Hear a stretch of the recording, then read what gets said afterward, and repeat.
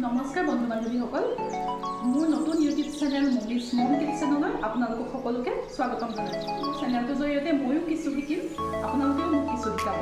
আহক দেৰি নকৰি আজি ৰেচিপিটোলৈ আমি আগবাঢ়োঁ।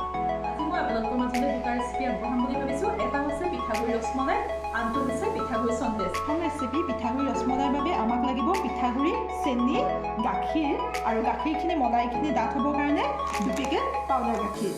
পিঠাগুড়িখিনিত অকণমান নিমখ দি মঠি লৈছোঁ। পিঠাগুড়ি ডোটো ৰেডি হৈ গ'ল। এতিয়া আমি সৰু সৰু লাডু কৰি ল'ম।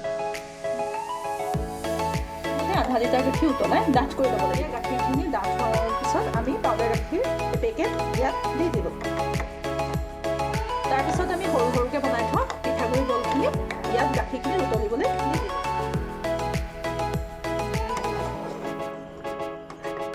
মই চেনি আধা কাপ দিছোঁ, আপোনালোকে নিজৰ সোৱাদ অনুযায়ী কম বেছি কৰিব পাৰে।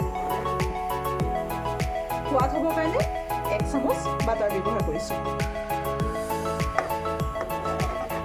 ফ্লেভাৰৰ বাবে আমি ইলাচি গুড়ি অকণমান ব্যৱহাৰ কৰিম। এয়া আমাৰ ৰসমলাই ৰেডি হৈ গ'ল।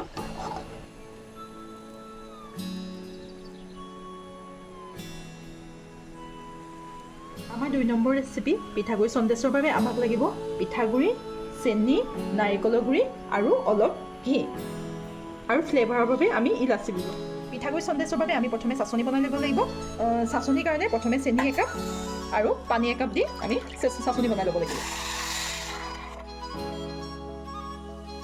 তাৰ চিৰাপখিনি ৰেডি হৈছে আৰু আমি এটা চচপেন পাতি লৈছোঁ।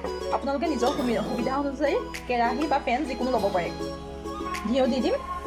ঘিউত পিঠাগুড়ি দি ভাজি থাকিম। পিঠাগুড়িখিনি ভজাৰ পিছত মই ভজা নাৰিকল 1 কাপ দি দিছোঁ।